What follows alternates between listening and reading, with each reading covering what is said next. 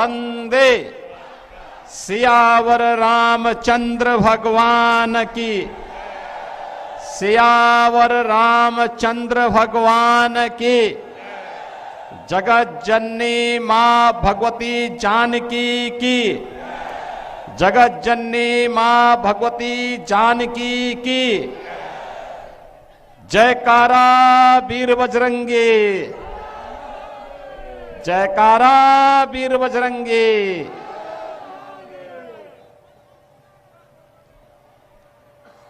इस क्षेत्र के लोकप्रिय सांसद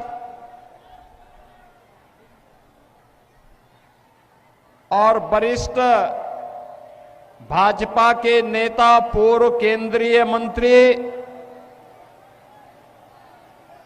हुकुमदेव नारायण यादव जी के सुपुत्र डॉक्टर अशोक यादव जी,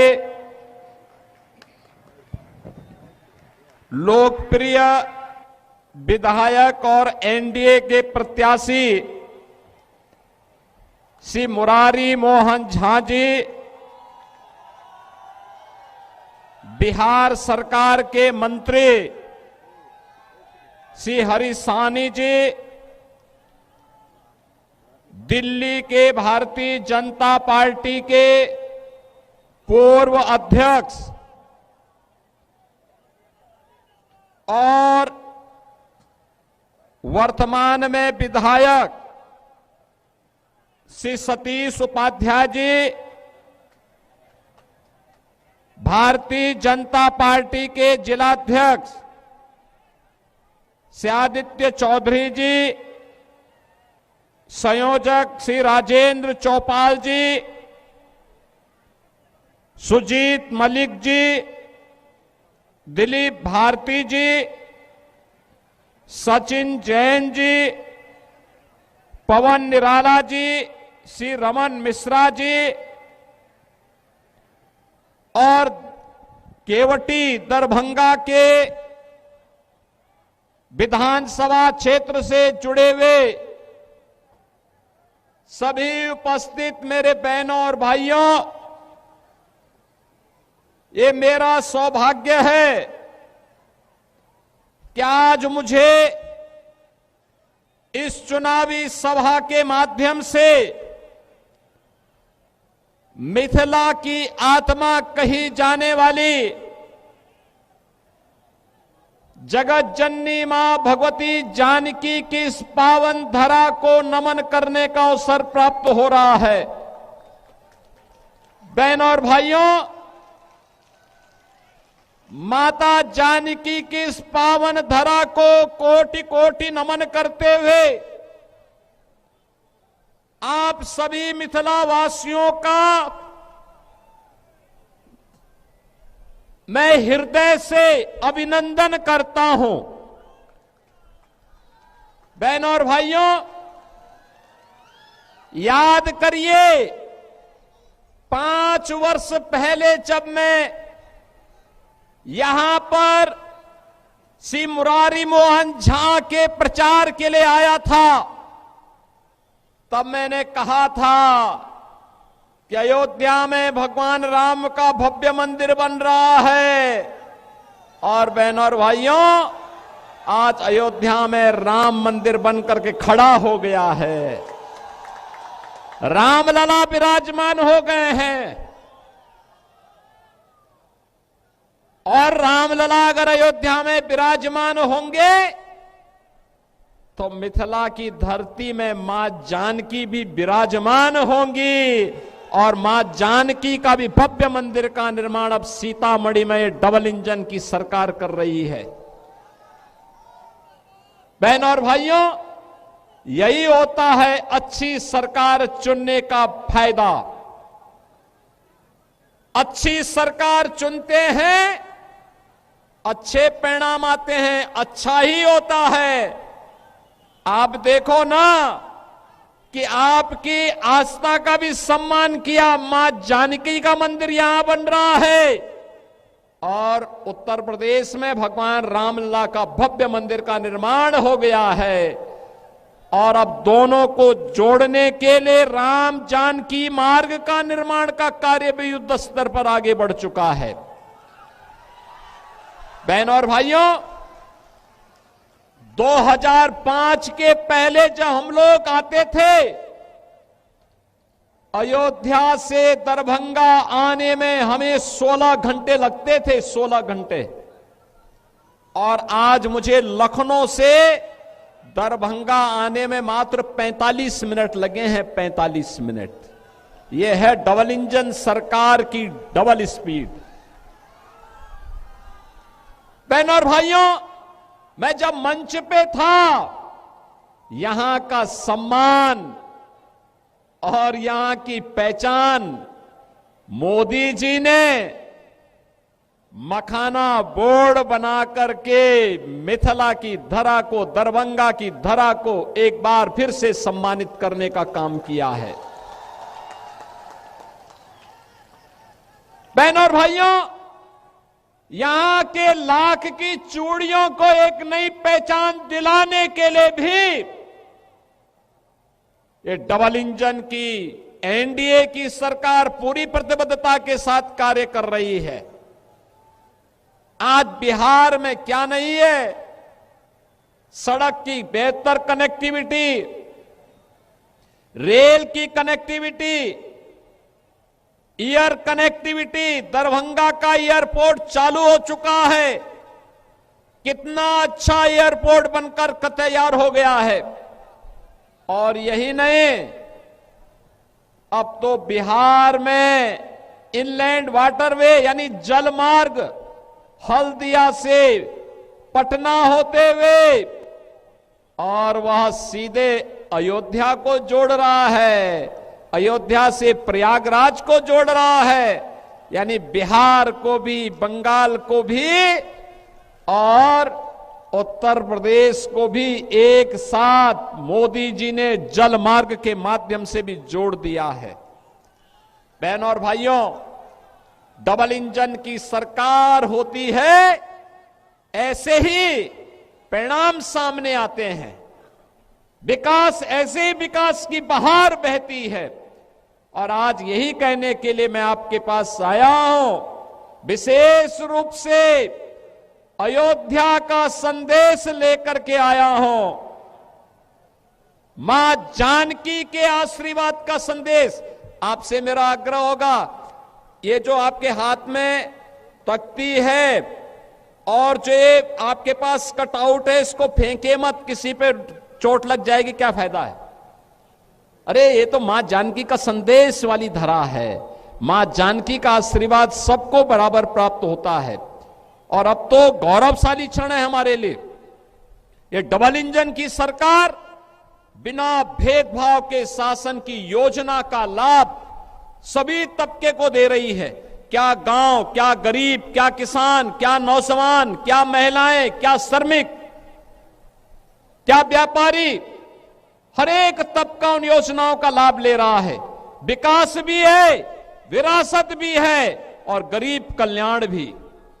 आप याद करिए ना, आरजेडी की सरकार थी इस बिहार में, कांग्रेस समर्थन कर रही थी, गरीब का राशन हड़प लिया जाता था, गरीब को किसी योजना का लाभ नहीं मिलता था, विकास की योजनाओं से गरीब को वंचित कर दिया जाता था।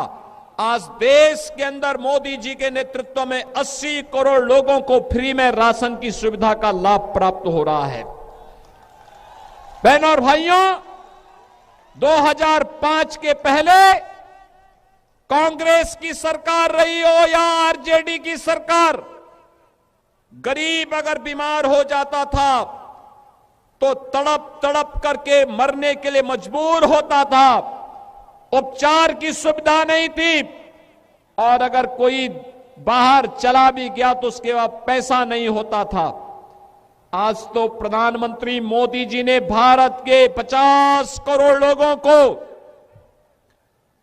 आयुष्मान भारत के अंदर प्रतिवर्ष 5 लाख रुपए की स्वास्थ्य बीमा प्रदान करती है। आप कहीं भी जाइए, उपचार कराइए। 70 वर्ष से ऊपर का कोई भी व्यक्ति अपना उपचार करा सकता है। बहनों और भाइयों, नारी गरिमा के प्रतीक हर घर में शौचालय स्वच्छता का भी मानक बना है, बहन बेटियों के सम्मान का प्रतीक भी बना है। और यही नहीं, हर गरीब के सिर को ढकने के लिए छत मिलेगी, यह अभी मोदी जी ने डबल इंजन की सरकार ने करके दिखा दिया है। गरीब के घर में रसोई जले और धुएं से मुक्ति मिले, ऐसे 10 करोड़ से अधिक परिवारों को उज्ज्वला योजना का फ्री में कनेक्शन देने का काम भी डबल इंजन की सरकार ने मोदी जी के नेतृत्व में कर दिया है। आज बिहार का नौजवान रोजगार प्राप्त कर रहा है। बहनों और भाइयों, अन्नदाता किसान को प्रधानमंत्री किसान सम्मान निधि का लाभ प्राप्त हो रहा है। समाज के हर तबके को बिना भेदभाव के शासन की योजना के साथ जोड़ा जा रहा है। मैं तो आज आपसे कहने के लिए आया हूं, बहनों और भाइयों, भारतीय जनता पार्टी के हमारे कार्यकर्ता नारा लगाया करते थे। श्री हुकुमदेव नारायण यादव जी जब मंत्री थे तब नारा लगता था, जहां हुए शहीद मुखर्जी वह कश्मीर हमारा है। ये कश्मीर को विवादित किसने किया? ये कांग्रेस ने किया। ये कांग्रेस ने किया है। और आज कश्मीर को आतंकवाद और उग्रवाद के दंश से मुक्त कराने का काम किया है मोदी जी ने और गृह मंत्री अमित शाह जी ने।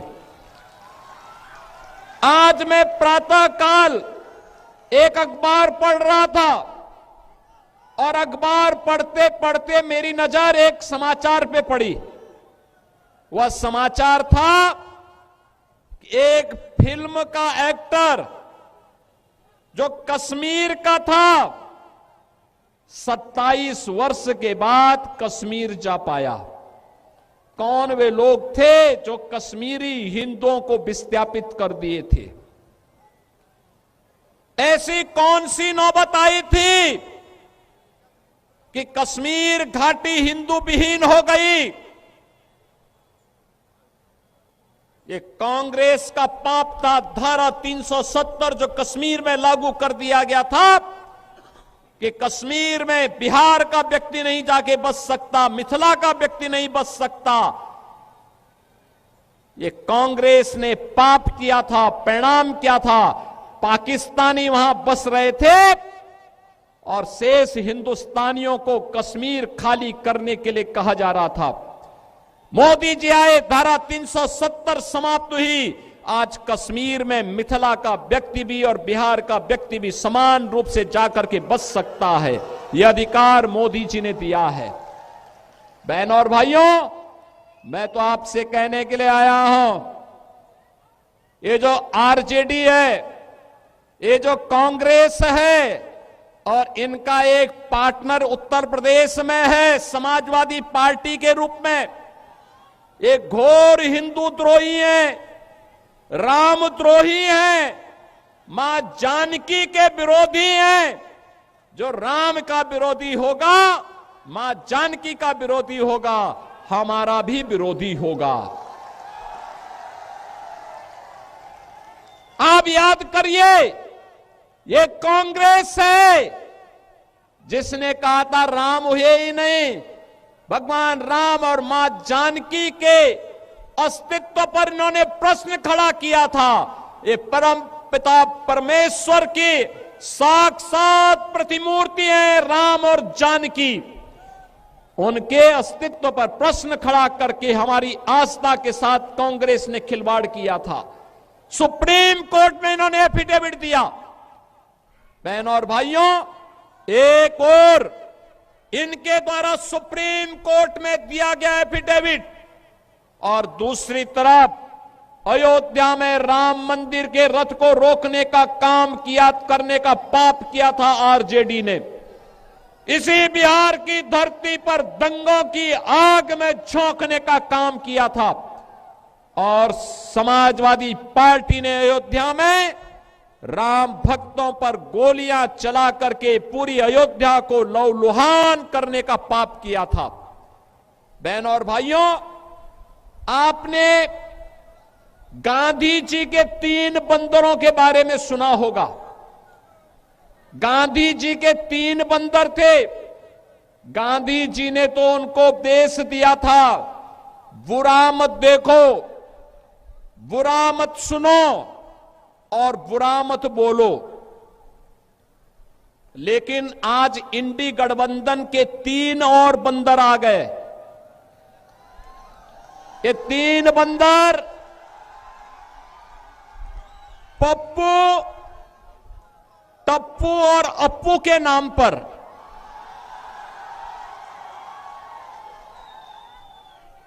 पप्पू, टप्पू और अप्पू के नाम पर पप्पू सच बोल नहीं सकता, अच्छा बोल नहीं सकता, टप्पू अच्छा देख नहीं सकता और अप्पू सच सुन नहीं सकता। इन लोगों को एनडीए सरकार के द्वारा किए गए विकास दिखाई नहीं दे रहे। उसकी खुशबू इनको सुनाई नहीं दे रहा है, दिखाई नहीं दे रहा है। ये उसके बारे में बोल नहीं सकते, सुन नहीं सकते, देख नहीं सकते और इसीलिए तो दुष्प्रचार कर रहे हैं। आपने देखा होगा कांग्रेस के नेता राहुल जी जब भी कहीं जाते हैं भारत के खिलाफ बोलते हैं, भारत के खिलाफ बोलते हैं, भारत को अपमानित करते हैं, विदेशी आक्रांताओं को महिमामंडित करते हैं।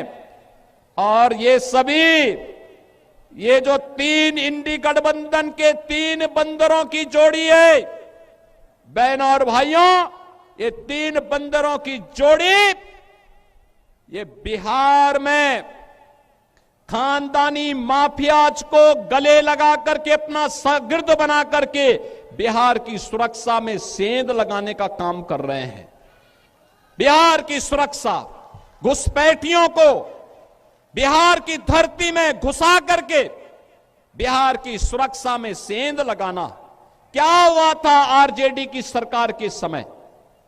क्या हुआ था आरजेडी की सरकार के समय? बहनों और भाइयों, आरजेडी की सरकार के समय में यहां पर बिहार के अंदर 70 से अधिक नरसंहार की घटनाएं हुई थी। 70 से अधिक नरसंहार की घटनाएं।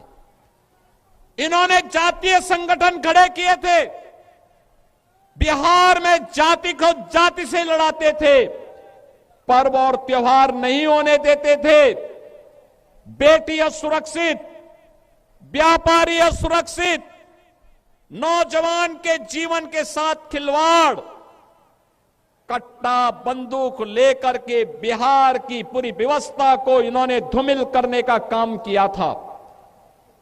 बहनों और भाइयों, ये वही लोग हैं जो आपको तो जाति के नाम पर बांटते हैं, घुसपैठियों को आमंत्रित करते हैं, आपकी आस्था के साथ खिलवाड़ करते हैं और फिर राष्ट्रीय सुरक्षा पर सेंध लगवाने का काम करते हैं।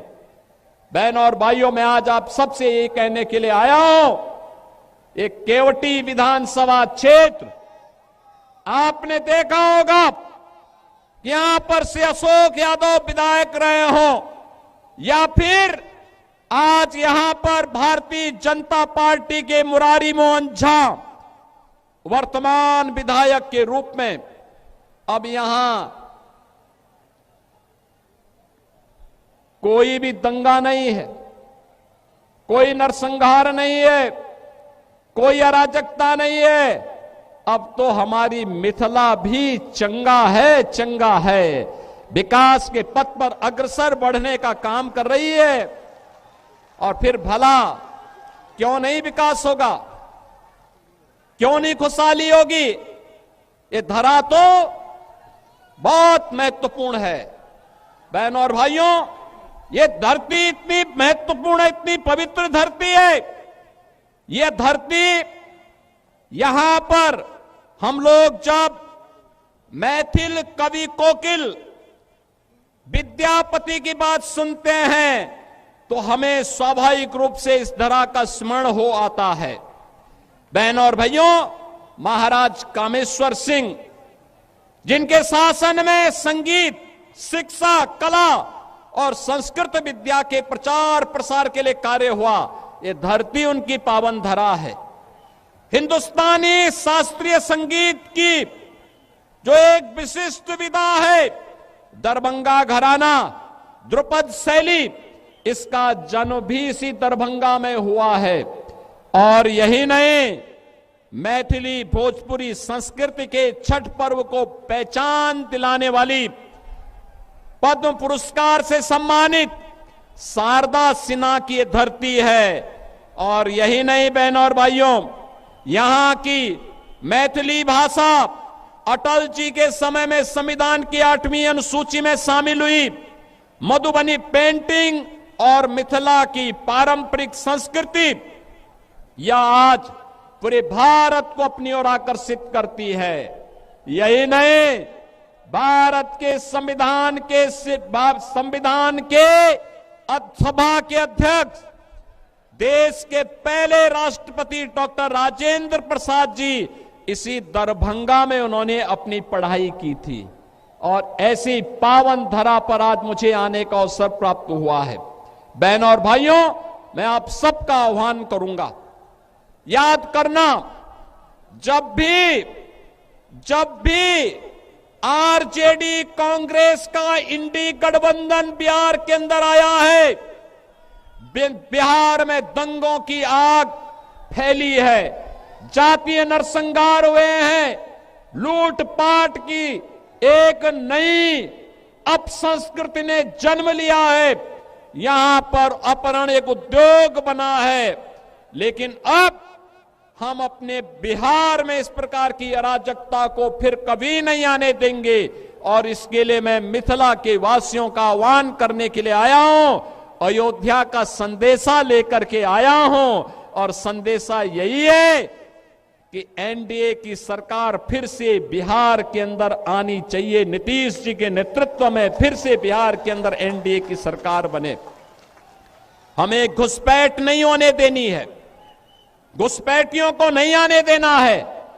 जैसे कश्मीर में धारा 370 को समाप्त करके कश्मीर में पाकिस्तानी तत्वों को मार मार करके, खदेड़ करके बाहर किया गया है, ऐसे ही हम अपने सीमावर्ती क्षेत्रों में घुसपैठियों को निकाल करके बाहर करके, और जो भी आपराधिक गतिविधियों में लिप्त होगा उसकी संपत्ति को जब्त करवा करके गरीबों में बंटवाने का काम भी करने का काम एनडीए की सरकार करेगी।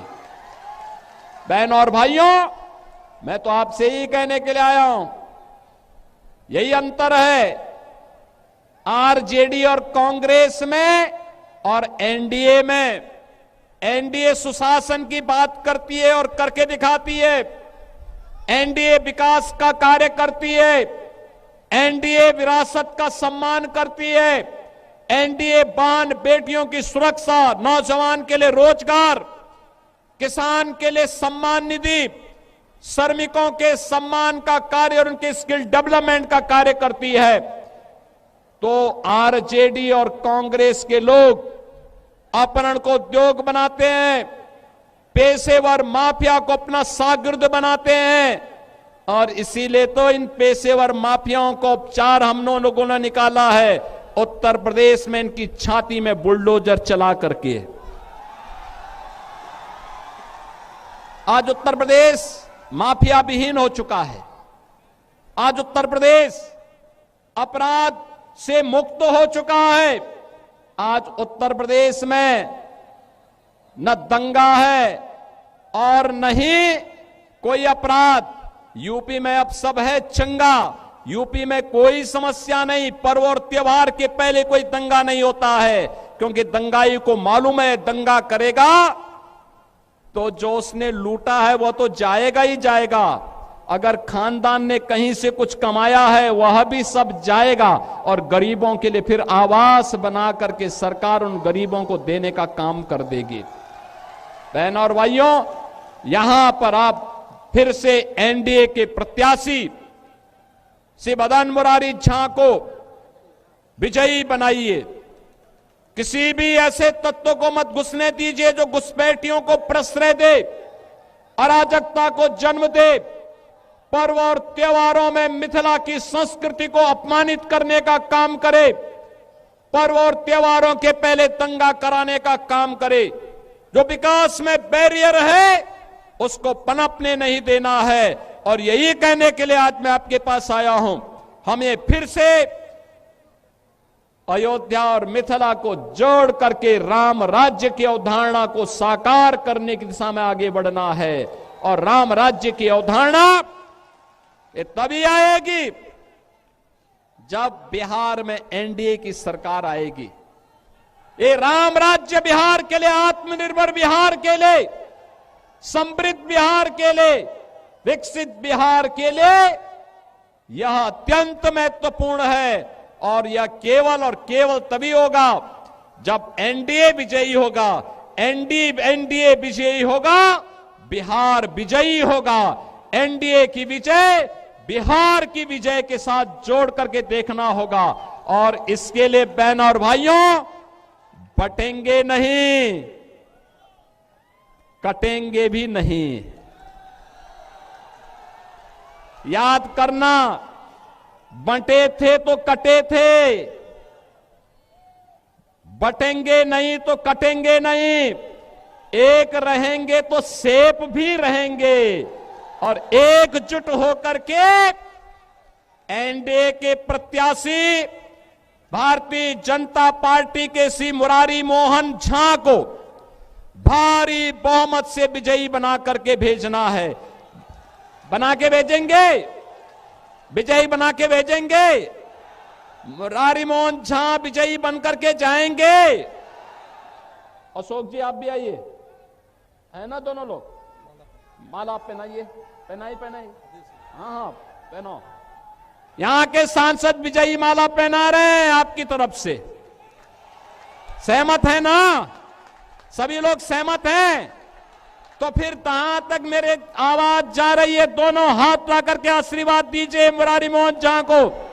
जहां तक मेरी आवाज जा रही है, सड़क के उस पार भी इस पार भी, इस सड़क में भी जितने लोग खड़े हैं, आप लोगों से मेरा आग्रह होगा, दोनों हाथ ला करके भारतीय जनता पार्टी के प्रत्याशी को अपना आशीर्वाद दीजिए। इधर भी सारे लोग जितने भी हैं, सभी लोग, कि बटेंगे नहीं, कटेंगे भी नहीं। न बटेंगे और न कटेंगे। हम तो एनडीए को विजयी बना करके बिहार को समृद्ध बनाएंगे। मेरे साथ बोलेंगे, जय श्री राम, जय जय श्री राम, जय जय श्री राम।